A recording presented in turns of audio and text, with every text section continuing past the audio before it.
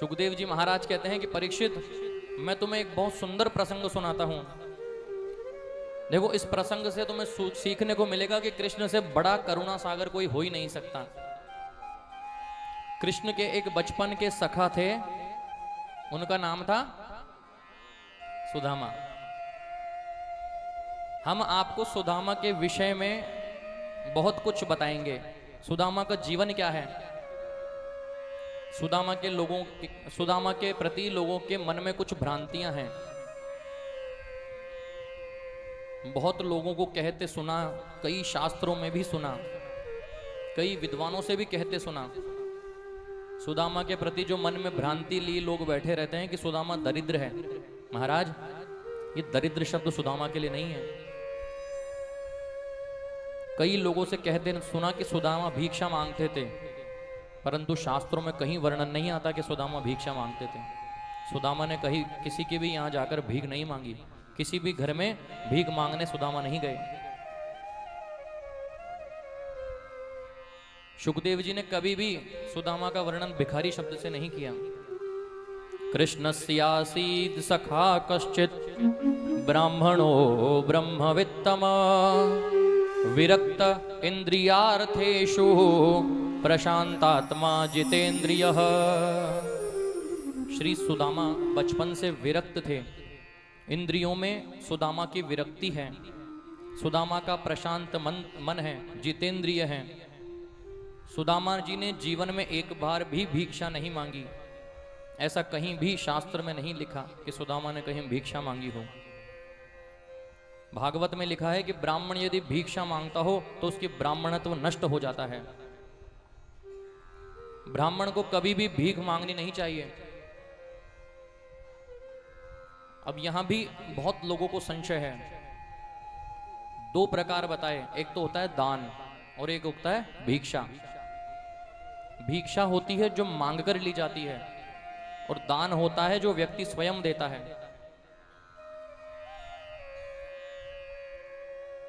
अब इसमें जो ब्राह्मण अपना कर्म करके उसका मेहनताना ले रहे हैं, वो ना तो भिक्षा है ना दान है, वो उस कर्म का प्रतिफल है। बहुत लोग इससे ये भी आशय लगा लेते हैं कि महाराज, आपने तो ये कर्म करवा दिया, आपने तो ये विवाह करवा दिया, और आप तो मांग के पैसा ले रहे हैं, आप तो मांग के धन ले रहे हैं, तो ये कोई दान या भिक्षा नहीं है। ये जो आप लोग ब्राह्मणों को दे रहे हो, ये तो अपने कर्म का प्रतिफल है। आप बाजार से कोई वस्तु खरीदने जाते हो तो उसका प्रतिफल उसको देकर आते हो, तभी वह वस्तु अपनी होती है। इसी प्रकार यदि ब्राह्मणों से कोई अनुष्ठान करवाते हो तो वह अनुष्ठान जब ही आपका होगा जब उसका प्रतिफल आप दोगे। ब्राह्मण कोई भिक्षा मांगने नहीं आते। अब यहां जो ब्राह्मणों को दान दिया जाता है वो भी ब्राह्मणों के लिए नहीं दिया जाता, अपने स्वयं के उद्धार के लिए, अपने दान के खाते को बढ़ाने के लिए ब्राह्मणों को दान दिया जाता है। इसमें भला ब्राह्मण का नहीं होता, इसमें भला देने वाले स्वयं का होता है। एक भी जगह भगवान सुखदेव जी ने सुदामा को दरिद्र नहीं कहा, कहीं भी दरिद्र कहकर इस शब्द से संबोधित नहीं किया। बहुत सुंदर सुंदर विशेषण से सुदामा को अलंकृत किया। इतने बड़े संत कहीं नहीं है। सुदामा जी के घर की स्थिति का वर्णन कर रहे हैं कि सुदामा जी के घर की ऐसी स्थिति है कि सुबह यदि खाए तो शाम का पता नहीं, शाम को भोजन कर लिया तो सुबह का पता नहीं। गरीब होना एक अलग बात है और दरिद्र होना अलग बात है। सुदामा गरीब तो थे लेकिन दरिद्र कभी नहीं थे। यहां दरिद्र शब्द किसी के लिए भी आ सकता है। एक बहुत बड़े अरबपति भी हैं और भगवान में उनकी बिल्कुल भी निष्ठा नहीं है, दान के प्रति बिल्कुल भी निष्ठा नहीं है, धर्म के प्रति बिल्कुल भी जागरूक नहीं है, तो उनसे बड़ा दरिद्र कोई नहीं है।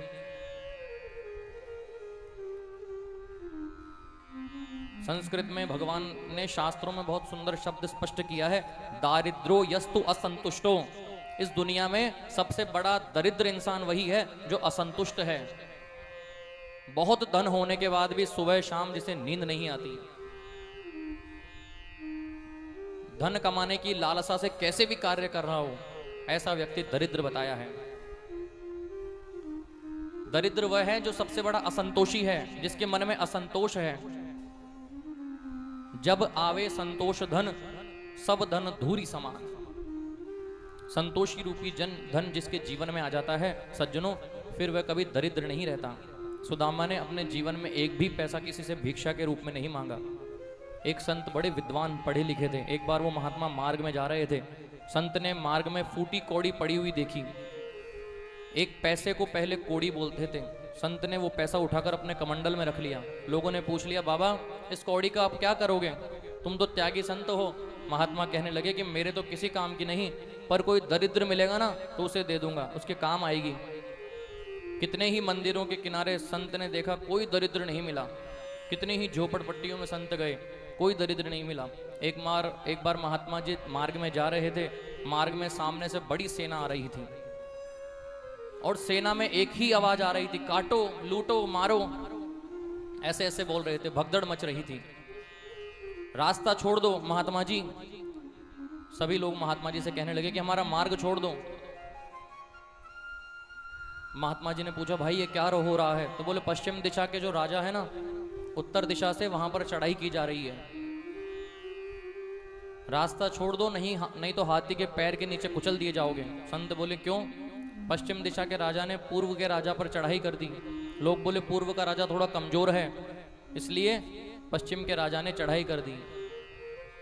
संत कहते हैं कि ऐसा करके वो क्या करेगा? बोले, पश्चिम का राजा पूर्व के राजा के खजाने को लूट कर ले जाएगा। संत बोले, क्या उसके पास खजाना कम है? लोग बोले, नहीं, ये खजाना लूटकर अपने खजाने को और बढ़ाएगा। महात्मा जी बोले, मिल गया। बीच रास्ते में खड़े हो गए। लोग कहने लगे, महात्मा जी मार्ग छोड़िए। बोले, क्यों? बोले, हमें जल्दी जाना है महाराज, हमें चढ़ाई करनी है। महात्मा जी ने मुस्कुराकर कहा कि मैं रास्ता छोड़ दूंगा, लेकिन तुम पहले हाथ को, अपनी हथेली को मेरे समक्ष रखो। राजा ने सोचा, पता नहीं क्या देंगे महात्मा जी। जैसे ही हाथ फैलाया, महात्मा ने कमंडल से उस फूटी हुई कौड़ी को निकालकर राजा के हाथों में देते हुए कहा कि तुमसे बड़ा दरिद्र मैंने इस दुनिया में कोई नहीं देखा। दरिद्र वही है जो असंतुष्ट है। भयंकर गरीबी सुदामा के जीवन में है। मांगते किसी से नहीं देखा। सत्संग में जो आ जाए, कथा करके जो लाए, उससे अपना जीवन चलाता है। कभी कभी कुछ नहीं आता तो फल खाकर अपना दिन निकालते। खेत काटने के बाद अन्न के जो दाने खेत में पड़े रह जाते, सुदामा उनको बीन कर ले आते, धोकर सुखाते, पीस कर उसी की रोटी बनाकर खा लेते। एक दिन सुदामा की पत्नी के मन में बड़ी भारी पीड़ा हुई। बड़ा भयंकर क्लेश सुदामा की पत्नी के मन में उत्पन्न हुआ। एक दिन हाथ जोड़कर सुदामा से कहती है, सुनिए, आपको मालूम है आपके जो बचपन के सखा हैं कृष्ण, आजकल द्वारिकाधीश बन गए हैं। सुदामा जी के नेत्र सजल हो जाते हैं। अपनी पत्नी से कहते हैं, देवी तुमने कितनी पुरानी बात याद दिला दी। कृष्ण केवल मेरा मित्र ही नहीं, लंगोटिया मेरा यार है। दोनों एक संग हम रहते थे, एक संग पढ़ते थे, एक संग खेलते थे। आजकल वो द्वारिका का राजा है और मैं अपनी कुटिया का राजा हूं। सुदामा जी की पत्नी कहती है, सुनिए, आपके मन में कभी उस द्वारिकाधीश से मिलने की इच्छा नहीं होती? सुदामा जी बोले, देवी इस संसार में ऐसा कौन सा प्राणी होगा जो मेरे द्वारिकाधीश से मिलने की इच्छा प्रकट नहीं करता होगा, लेकिन मैं कैसे जाऊं देवी? घर में खाने को कुछ नहीं, मांगता मैं कभी किसी से नहीं, इसलिए मुझे जब श्री कृष्ण से मिलना होता है तो मैं आंखें बंद कर मिलकर वापस आ जाता हूं। पत्नी कहने लगी, तब तो हो गया कल्याण। मेरे पति यदि वहां जाएंगे, कृष्ण उन्हें देखेंगे, और अगर मेरी गरीबी का उन्हें पता चल गया तो वो सब कुछ दे देंगे। पत्नी ने कहा, सुनिए, मैं अर्धांगिनी हूं। पत्नी कितनी भी भक्ति करे, उससे पति पर कोई असर नहीं होता, लेकिन यदि शरीर से यदि सत्कर्म यदि पति करता है तो आधा फल पत्नी को मिलता है। अनन्य भाव से समझा रही है अपनी बुद्धि के अनुसार। सुदामा कहने लगे, देवी तुम जानती हो मैं मांगता नहीं हूं, घर में कुछ रहता नहीं, मित्र के घर और गुरु के घर कभी खाली हाथ जाते नहीं, इसलिए मैं नहीं जा सकता। कैसे जाऊं? पत्नी से रहा नहीं गया। बड़ा साहस करके कहती है कि यदि श्री कृष्ण प्रसन्न हो गए आपके ऊपर तो बहुत सा धन देंगे। अब यहां सुखदेव जी महाराज भाव स्पष्ट कर रहे हैं कि सुदामा को कृष्ण के पास भेजने में वो कपटपूर्ण मैत्री तो है, लेकिन कृष्ण और सुदामा को मिलाने में सबसे बड़ा हाथ भी उस स्त्री का ही है। चाहे वह कपटपूर्ण ही हो, स्वार्थपूर्ण ही धर्म हो। मैत्री और धर्म की दो परिभाषा प्रारंभ में आप सभी लोगों को बताई थी। जिस भी धर्म के पीछे कपट स्वार्थ छिपा हो वह कपटपूर्ण मैत्री या कपटपूर्ण धर्म होता है। इस बात को सुनकर सुदामा एकदम गंभीर हो जाते हैं और स्पष्ट मना कर देते हैं कि मैं बिल्कुल नहीं जाऊंगा। यदि धन कामना को लेकर कृष्ण के पास भेजोगी तो इस जीवन में तो मैं कभी नहीं जाऊंगा। यदि तुम ये कहो कि दर्शन करने कृष्ण के पास चल जाओ तो जरूर एक बार विचार करूंगा।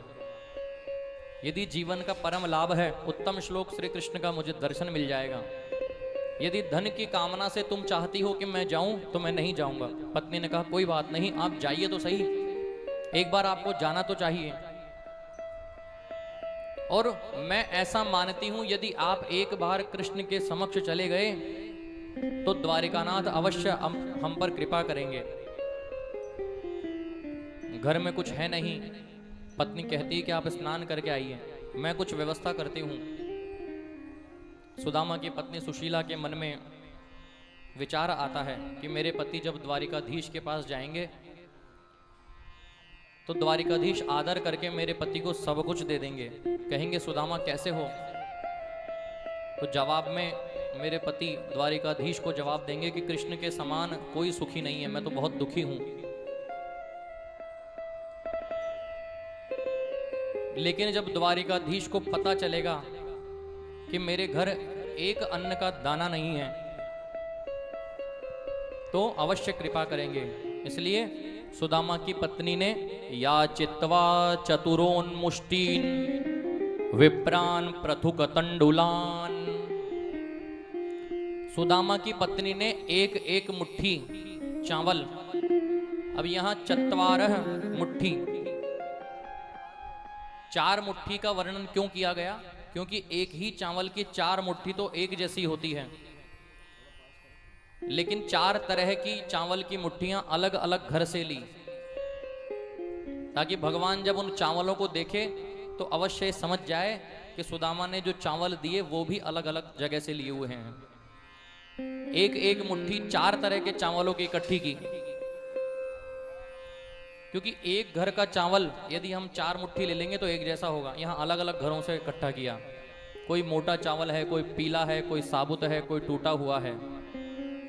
उन चावलों को सुदामा की पत्नी ने एक कपड़े में बांधा। महाराज ये कपड़ा भी साबुत नहीं लिया, इस कपड़े में भी 2-3 जगह से सिलाई की हुई है। एक बालिश्त मतलब एक बिलांद कपड़ा लिया गया, उसमें उन चावलों को बांधा, कैसे जैसे करके बांध दिया। ये भी कपड़ा साबुत नहीं है।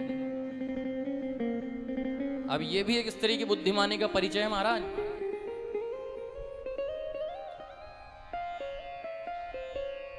भगवान के समक्ष यदि जाओगे और यदि वहां दिखावे का प्रदर्शन करोगे तो कोई अर्थ नहीं, सब कुछ ले लिया जाएगा, उससे बड़ा कोई अमीर नहीं है। भगवान के सामने जाओ तो गरीब बनकर जाओ। हे प्रभु हमारे पास कुछ नहीं, हमारा जो भी है सब आपका है, हमारी कोई सामर्थ्य नहीं है कि हम आपको कुछ दे सकें।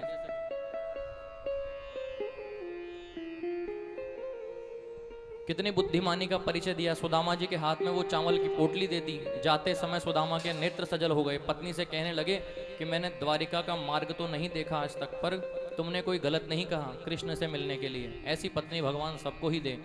अब ये पता नहीं कि क्यों भेज रही है। ऐसी पत्नी सबको दे जो सुदामा से कृष्ण से मिलन का प्रयास करवा सके। खूब भजन करना, खूब माला जपना, प्रभु सब ठीक करेंगे। अब सुदामा के शरीर का वर्णन किया।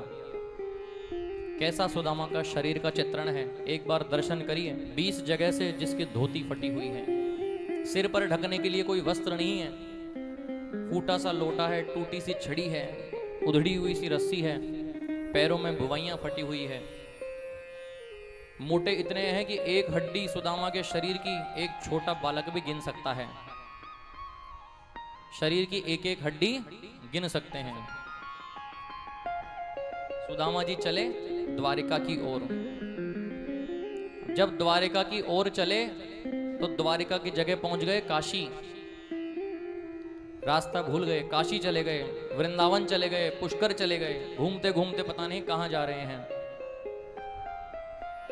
कृष्ण मिलन की कामना है मन में, गोविंद के दर्शन की दिव्य अभिलाषा को लेकर।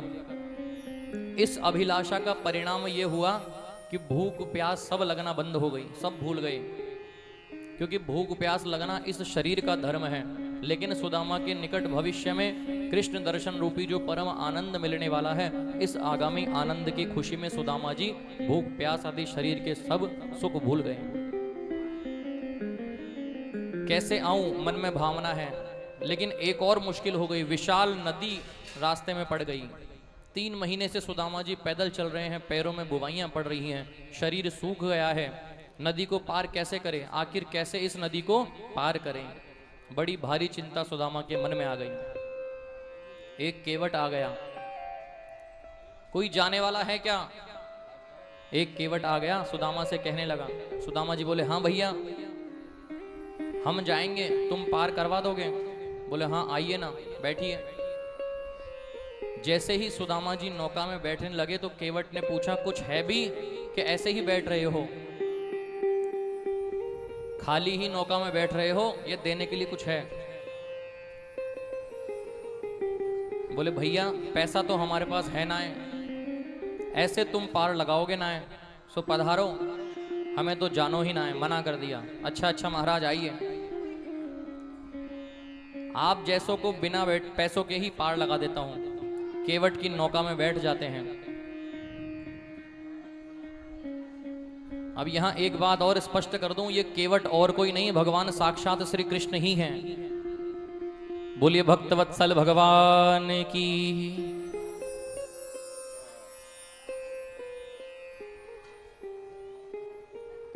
केवट बार बार सुदामा को देखने लगा, हंसने लगा। सुदामा ने भोलेपन से पूछ लिया, चौरे भैया केवट जी हमें बार बार क्यों देख रहे हो? केवट ने कहा, पंडित जी बुरा मत मानना, कहां जा रहे हैं आप? सुदामा जी कहने लगे कि द्वारिका के नाथ श्री कृष्णचंद्र जी महाराज है ना, वो हमारे बचपन के सखा हैं, सो उनके दर्शन करने जा रहे हैं, हमारे मित्र है वे। केवट कहने लगा, आपके मित्र द्वारिका नाथ? रहने दीजिए महाराज। सुदामा जी बोले, तू का जाने? सुदामा ने स्नेह पूछा, भैया केवट जी यहां से द्वारिका कितनी दूर है? केवट जी कहने लगे, भैया बहुत दूर तो नहीं है पंडित जी, लेकिन आपके चेहरे को देखकर इस निष्कर्ष पर पहुंचा हूं कि आप पूरी हिम्मत करके भी चलें तो आधा किलोमीटर भी नहीं चल सकते।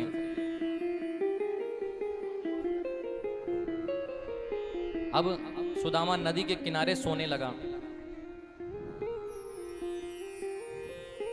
सुदामा जब अपनी हिम्मत हार चुका, भगवान कृष्ण से प्रार्थना कर चुका कि इतना दूर अब पैदल चलने की हमारी बस की नहीं है, तो सुदामा एक नदी के किनारे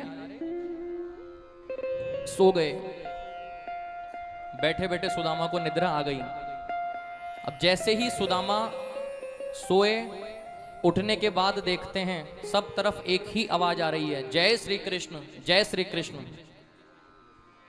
सबके नाम में कृष्ण की ध्वनि निकल रही है। सुदामा ने देखा, ये तो बहुत सुंदर नगरी है, कहीं स्वप्न तो नहीं दिख रहा। बड़े बड़े प्रासाद दिख रहे हैं सुदामा जी को। ढूंढते ढूंढते द्वारिका के द्वार पर आ गए हैं। कृष्ण के द्वारपाल सुदामा को दिखते हैं। एक रात जब नदी के किनारे विश्राम किया, पहले तो केवट ने प्रभु को स्वयं नहीं, केवट के रूप में प्रभु सुदामा को मिलते हैं, नदी पार करवाते हैं। जब नदी के किनारे बैठते हैं तो पूरी रात शयन करते हैं। शयन करने के बाद आंख खुलती है तो प्रभु की माया से द्वारिका नगरी में अपने आप को पाते हैं। कृष्ण द्वारपालों का बड़ा विनम्र चरित्र है। जो वास्तव में बड़े होते हैं, बड़े विनम्र होते हैं। कृष्ण के द्वारपाल जय और विजय द्वार पर खड़े हैं। सुदामा जी आ जाते हैं। सुदामा जी कहते हैं, अरे द्वारपालों कन्हैया से कह दो, अरे द्वारपालों कन्हैया से कह दो, कि मिलने सुदामा गरीब आ गया है। मिलने सदा बद नसीब आ गया है। ओ अरे द्वार पालो कन्हैया से कह दो, अरे द्वार पालो कन्हैया से कह दो, कि मिलने सुदामा गरीब आ गया है। मिलने सुदामा गरीब आ गया है।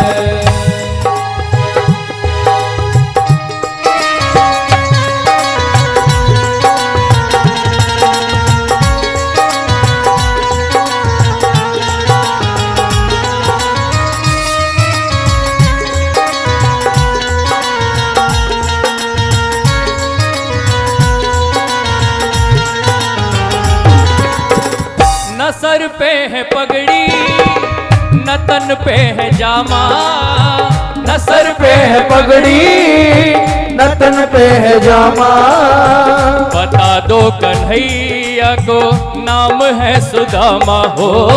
बता दो कन्हैया को नाम है सुदामा हो।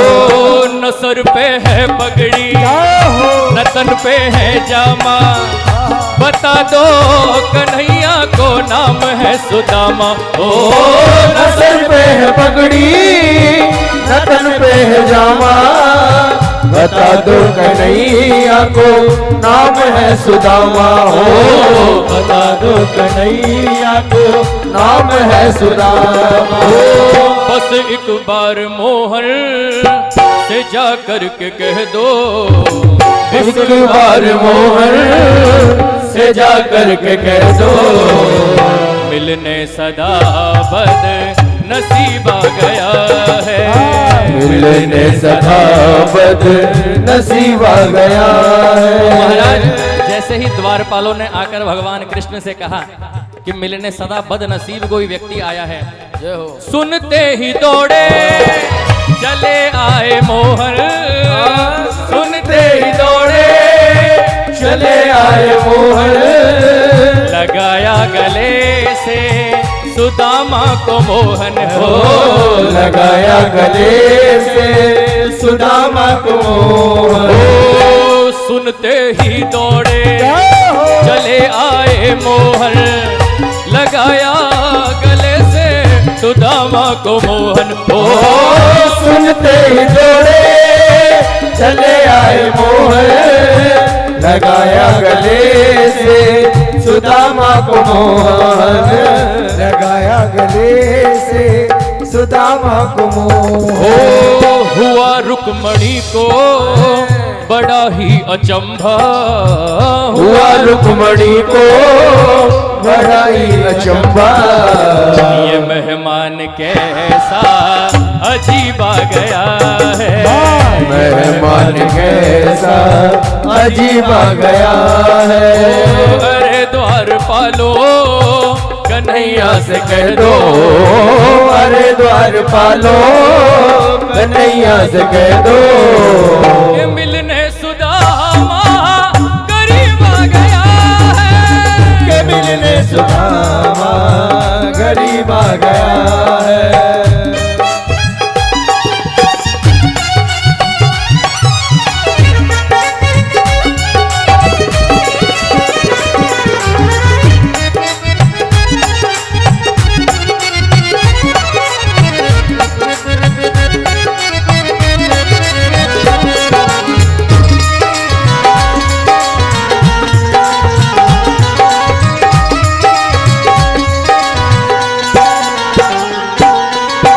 बराबर में अपने सुदामा बिठाए, बराबर में अपने सुदामा बिठाए, चरण आंसुओं से शाम ने धुलाए हो।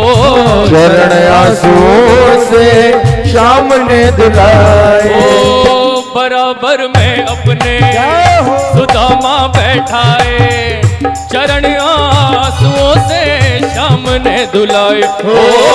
बराबर में अपने सुदामा बैठाए, चरण आंसुओं से शाम ने धुलाए। हाँ आंसुओं से श्याम ने दुला। ओ न घबराओ प्यारे जरा तुम सुदामा, न घबराओ प्यारे जरा तुम सुदामा।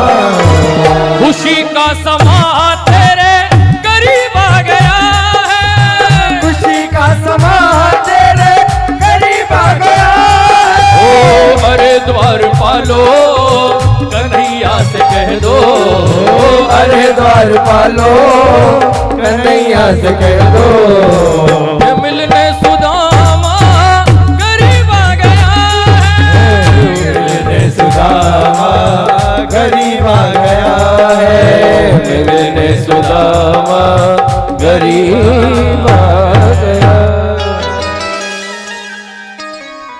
भगवान कृष्ण सुदामा को अपने बगल में बैठाते हैं और सारे बचपन की बातें कृष्ण सुदामा से कर रहे हैं। पहले तो अपने नेत्रों से बहने वाली जलधारा से उनके पैरों को धुलाते हैं, चरणों को धुलाते हैं, उनसे वार्तालाप कर रहे हैं। बता मेरे यार सुदामा रे भाई घना दिना में आया, बता मेरे यार सुदामा रे भाई घना दिना में आया। बता मेरे यार सुदामा रे भाई घना दिना में आया। ओ बता मेरे यार सुदामा रे भाई घना दिना में आया। ओ बालक थारे जद आया करता, बालक थारे जद आया करता, बालक थारे जद आया करता, रोज गया में आया करता। हुई के तकरार सुदामा रे भाई घना दिना में आया। हुई के तकरार सुदामा रे भाई घना दिना में आया। बता मेरे यार सुदामा रे भाई घना दिना में आया। बता मेरे यार सुदामा रे भाई घना दिना में आया।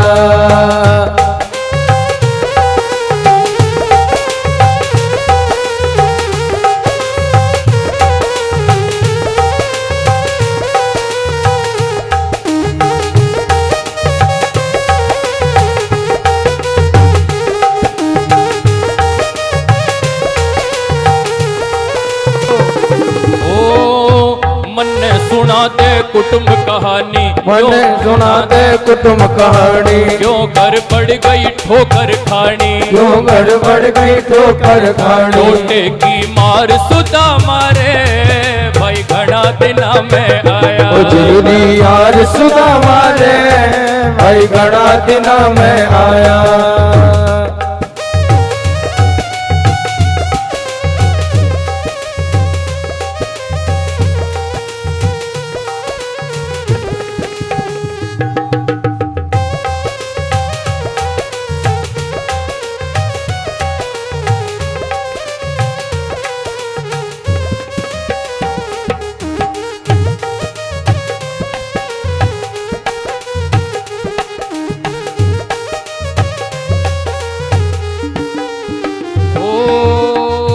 सब बच्चों का हाल सुना दे, सब बच्चों का हाल सुना दे, मिसरानी की बात बता दे, ओ मिसरानी की बात बता दे।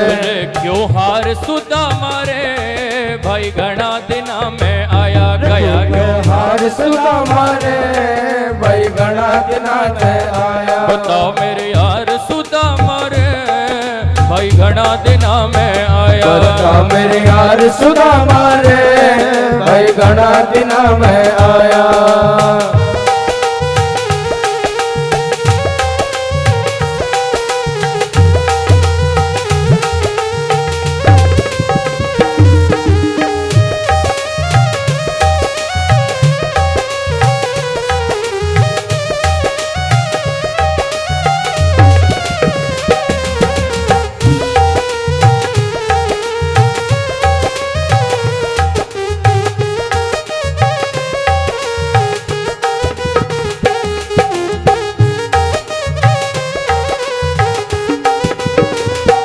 चाहिए थार तन पहले में आना, चाहिए थार तन पहले आना।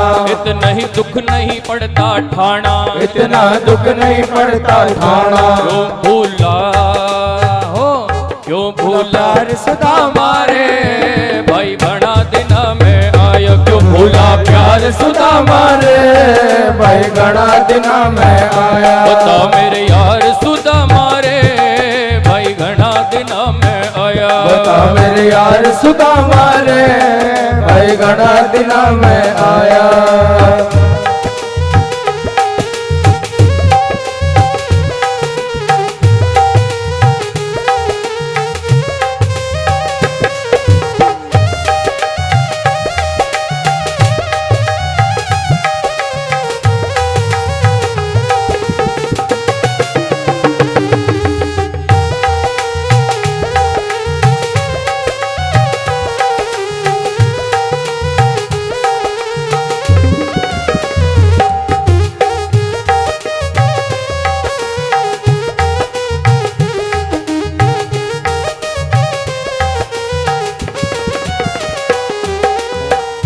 हो इब भी आया ठीक वक्त पे, आजा बैठ जा मेरे तख्त पे। इब भी आया ठीक वक्त पे, आजा बैठ जा मेरे तख्त पे। हो इब भी आया ठीक वक्त पे, आजा बैठ जा मेरे तख्त पे। इब भी आया ठीक वक्त पे, आजा बैठ जा मेरे तख्त पे। ओ जिगरी यार सुदामा रे, भाई घना दिना में आया। ओ जिगरी यार सुदामा रे, भाई घना दिना में आया। बता मेरे यार सुदामा रे, भाई घना दिना में आया। बता मेरे यार सुदामा रे, भाई घना दिना में आया।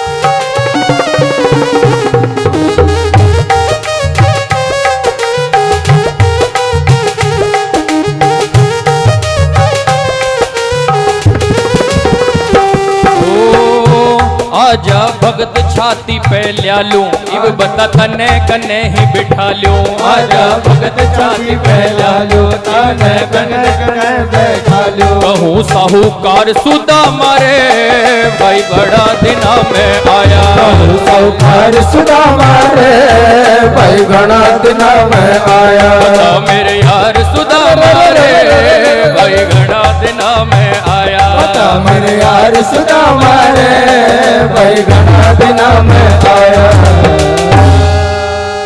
बोलिए भक्तवत्सल भगवान की जय हो। सज्जनों, जिस ब्राह्मण के पैरों में जूते नहीं हैं, उसने ये कहा कि मेरे मित्र सुदामा हैं। कृष्ण ने दौड़कर अपने अंक में भरकर सुदामा को अंदर प्रवेश दिया। अपने नेत्रों की अश्रुधारा से सुदामा के चरण धुलाए, अपना हालचाल पूछा। द्वारपाल कहते हैं कि हमसे बहुत बड़ी गलती हो गई। कोई ब्राह्मण द्वार पर आया और हमने उसे पहचानने में गलती कर दी।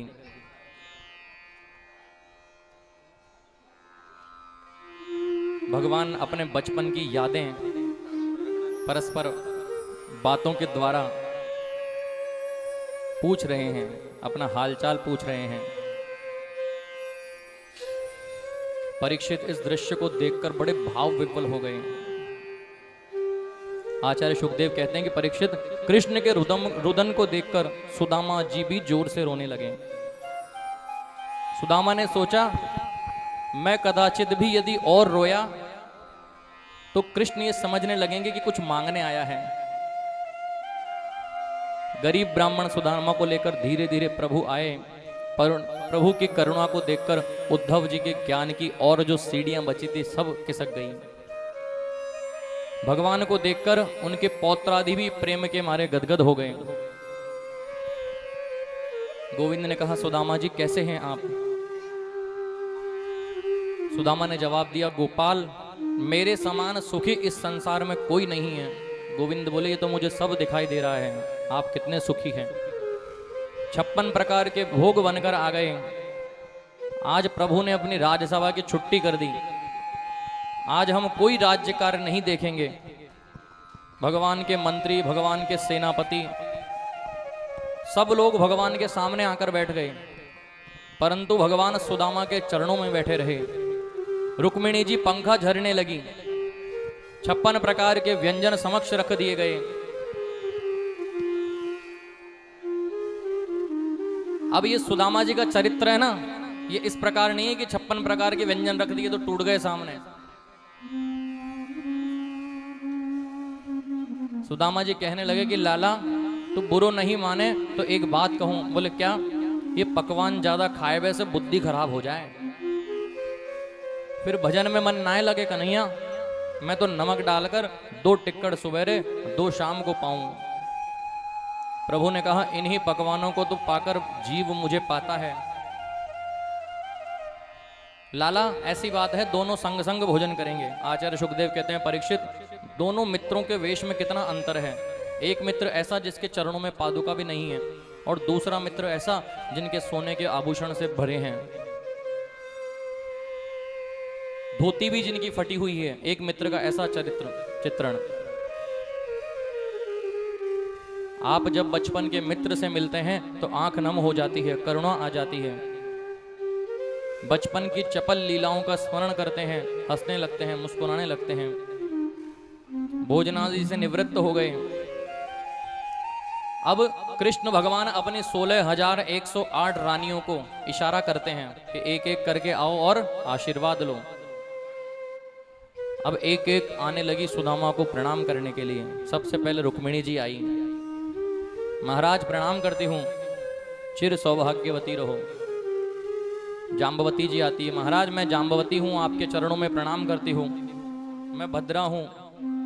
एक एक पत्नी सुदामा को प्रणाम करती जा रही है और अपने हाथ ऊपर उठाकर सबको आशीर्वाद देते रहे।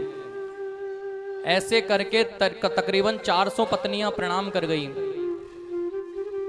बोलिए भक्तवत्सल भगवान की, बोलिए गुरुदेव महाराज की।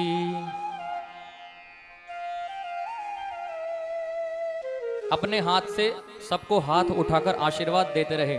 400 पत्नियों को आशीर्वाद देने लगे।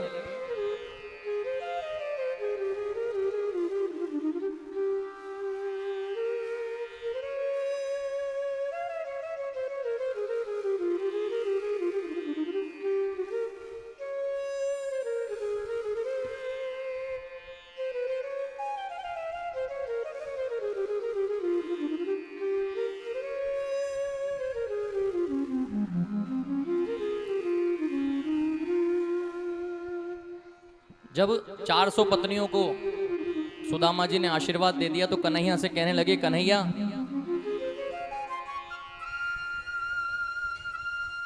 और कितनी हैं? कन्हैया ने कहने लगे कि 16,108। भगवान बोले इतनी हैं? भगवान से कहने लगे, कन्हैया मैंने तो सोचो कि आसपास की सभी आ गई होंगी यहाँ। बोले नहीं, ये मेरी पत्नियां ही हैं और अभी तो 400 ही आई हैं। बहुत अच्छी बात है लाला, हम तो आशीर्वाद ही देंगे। अब देख दुबलो पतलो ब्राह्मण हूं, अब हार थक गए हूं कन्हैया, और ये एक एक करके अगर प्रणाम करने आएगी तो सप्ताह भर प्रणाम में ही जाएगा पूरा। एक काम कर लाला, सबके तरफ से तू ही प्रणाम कर ले, मैं तो को आशीर्वाद दे दूं। भगवान ने ऐसा ही किया। जब प्रणामादि कार्य हो गया, कृष्ण ने बहुत सुंदर बात कही। अपि ब्रह्मन् गुरुकुलाद भवता लब्ध दक्षिणात समावृत्ते न धर्मज्ञ भार्योढ़ा सदृशी नवा। सुदामा जी आपको याद है बचपन में हम कैसे खेलते थे? एक बार जब मैं लकड़ी लेने गया, जब कैसी बारिश आई, गुरुजी हमें ढूंढते ढूंढते पहुंच गए। गुरु माता ने कहा कि जब तक मेरे कृष्ण सुदामा नहीं आ जाएंगे मैं भोजन नहीं करूंगी। हम लोगों में कितना प्रेम था। आपको एक बात याद होगी, सभी छात्र आपको कितना चिढ़ाते थे। हम लोग कहते सुदामा जी विवाह करोगे, तो आप कहते थे हमें कोई विवाह नहीं करना भैया, हम तो महात्मा बनेंगे। वो तो बचपन की बात है। आप अपने गांव चले गए, मैं मथुरा में अपने गांव आ गया। एक बात बताइए, फिर आपको आप जैसी परम सुंदरी पत्नी मिली कि नहीं? विवाह हुआ या नहीं? सुदामा जी कहते हैं देखिए कैसी बात पूछी है भीड़ ने। कहीं भीड़ में भी ये बात पूछने की होती है क्या? भगवान ने कहने लगा सब घर के ही लोग हैं, बाहर का कोई नहीं है, सब मेरी पत्नियां और मेरे बच्चे हैं। सुदामा जी कहने लगे लाला विवाह की तो बिल्कुल इच्छा नहीं, पर माता पिता ने बहुत आग्रह कियो तो मोको विवाह करना पड़ गयो। तेरी भाभी को नाम है सुशीला। कृष्ण बोले बड़े कठोर हैं आप, बड़े निष्ठुर हैं आप, विवाह कर लिया और मुझे निमंत्रण भी नहीं दिया। सुदामा जी कहने लगे ज्यादा मत बने, मैंने तो एक विवाह कयो तो न्यो तो नहीं दोनों भूल गयो, और तैने इतने विवाह कर लिए, मोए निमंत्रण कभी नहीं दियो।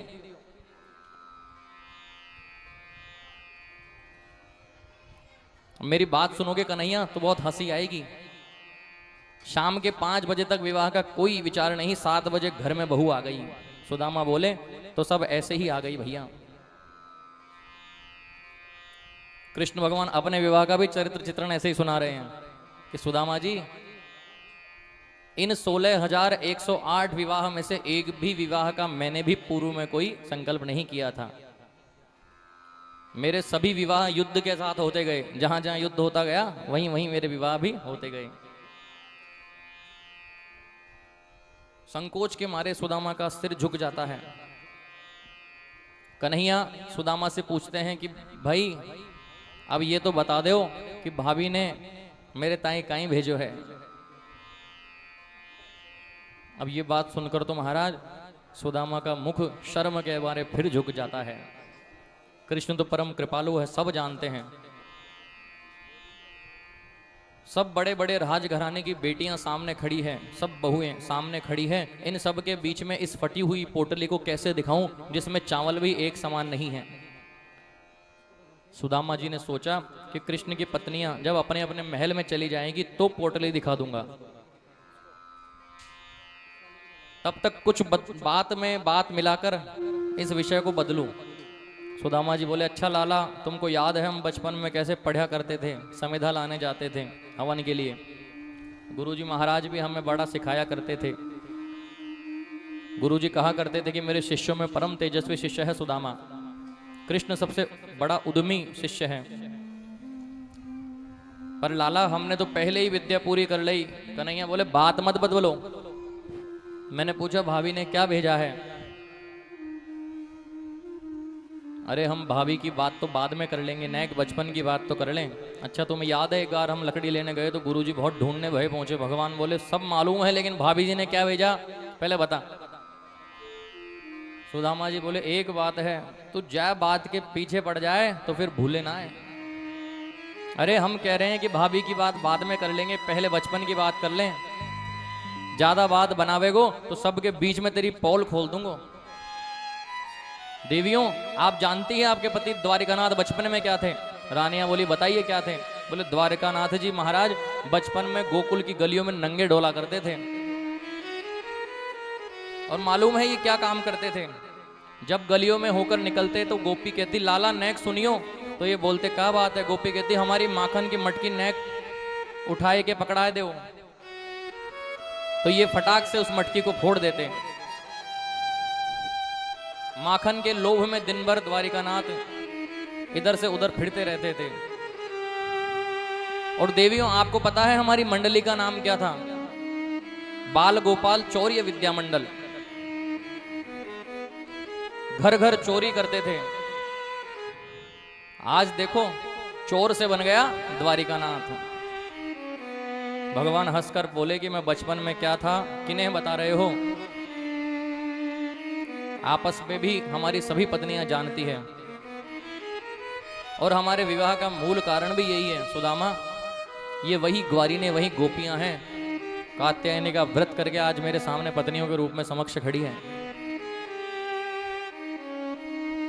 इसलिए बचपन में हम क्या थे ये तो हमारी पत्नियां भी जानती है। लेकिन तुम ये बताओ कि भाभी ने क्या भेजा?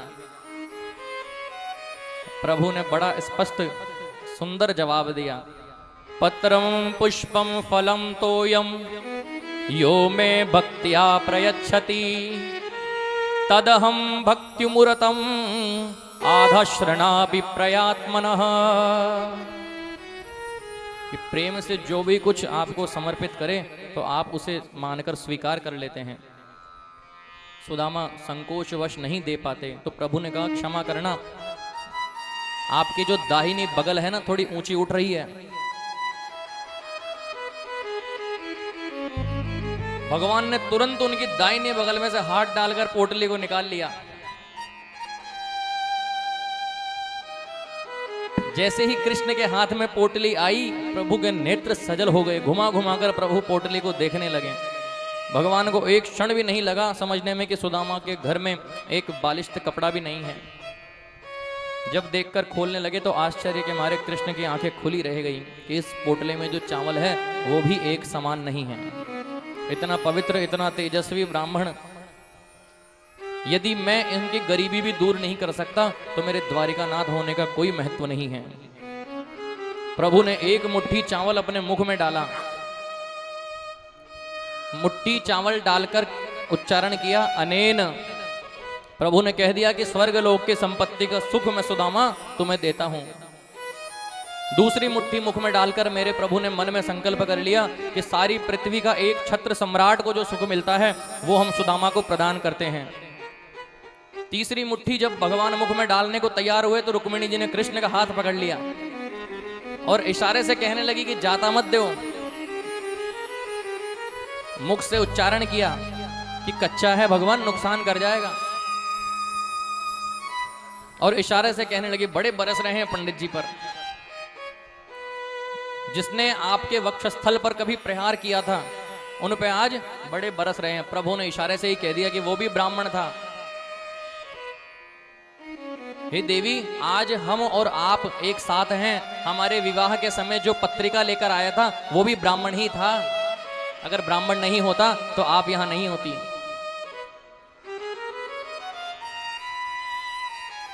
रुक्मिणी जी ने सिर्फ इतना कहा कि ज्यादा मत खाइए, कच्चा है, नुकसान करेगा। सुदामा जी कहने लगे, रुक्मिणी जी ठीक कह रही है, लाला तू तो माने ही ना है, अब कोई कच्चे चावल भी खाए जाएं क्या?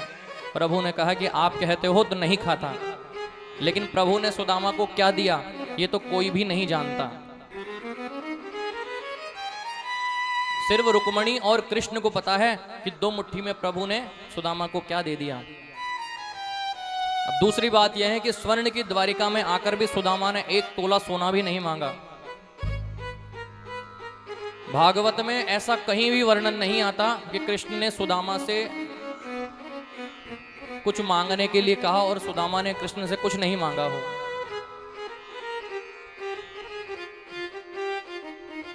एक ग्राम सोने की भी जिसके मन में लालसा नहीं है, कभी कुछ नहीं मांगा। और श्री कृष्ण सुदामा को देते भी तो सुदामा नहीं लेता। यही तो जीवन का त्याग है। भागवत में स्पष्ट लिखा है कि सोने की द्वारिका में आने के बाद भी सुदामा ने 1 रात्रि से ज्यादा वहां विश्राम नहीं किया। इतने बड़े महल में इतनी सेवाओं के बीच 1 रात्रि विश्राम किया। आज दोपहर में आए और दूसरे दिन प्रातः होते ही कृष्ण से बोले, लाला अब हम जाना चाहें, तेरी द्वारिका देख लई, तेरे खूब दर्शन हो गए, अब जाए की इच्छा है। कृष्ण बोले जाइए। कृष्ण ने तो रोका भी नहीं। सुदामा की धोती तक नहीं बदली, जैसे आया था वैसे ही चल दिया।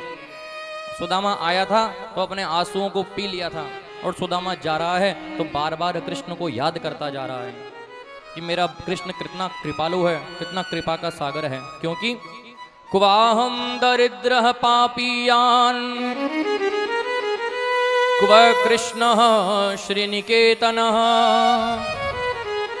ब्रह्म बंधुरिति स्माहम बाहुभ्याम परिरंभितः।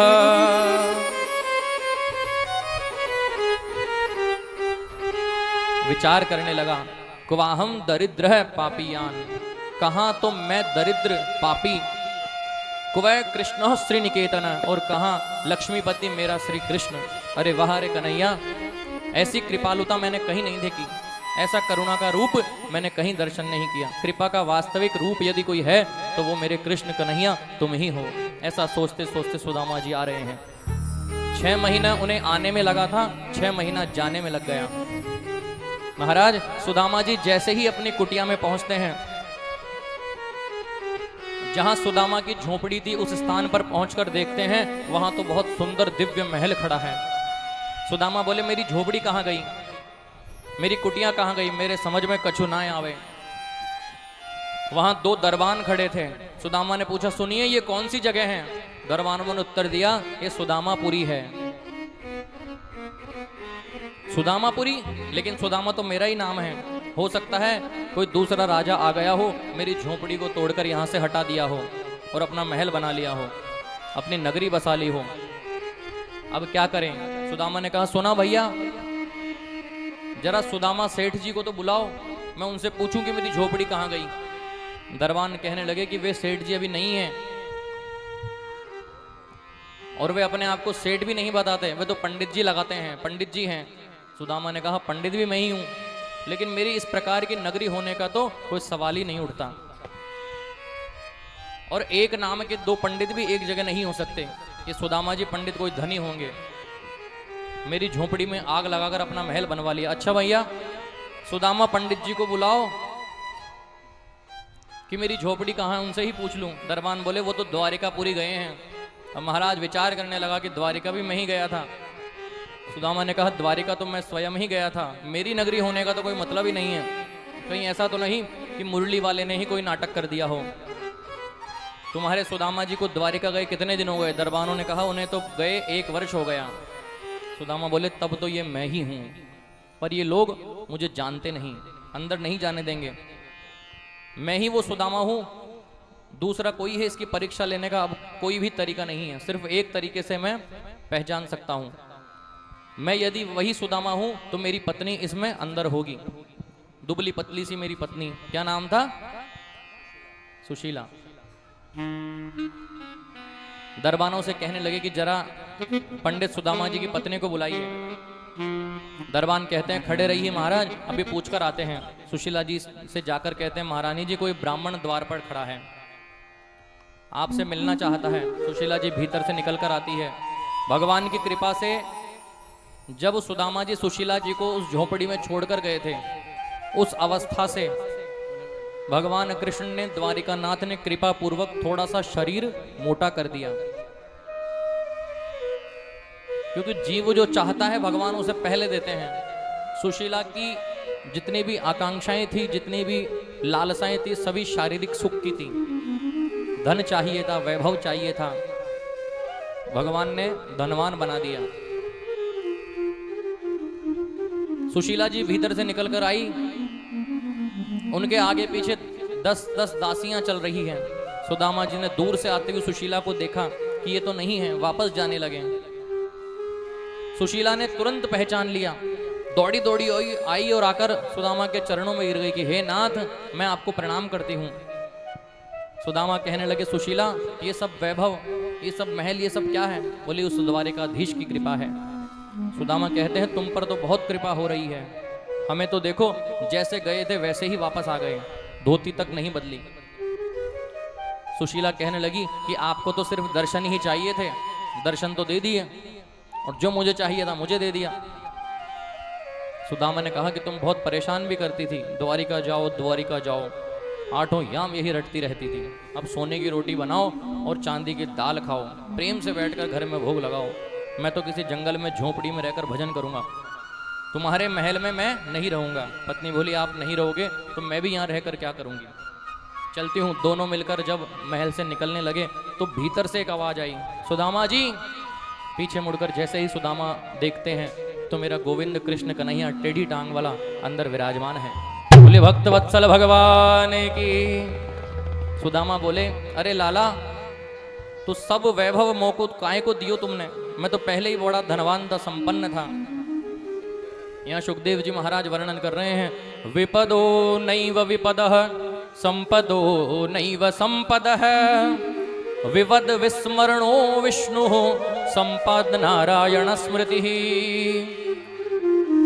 विपदो नैव विपदः, विपत्ति को विपत्ति नहीं कहते, संपत्ति को संपत्ति नहीं कहते।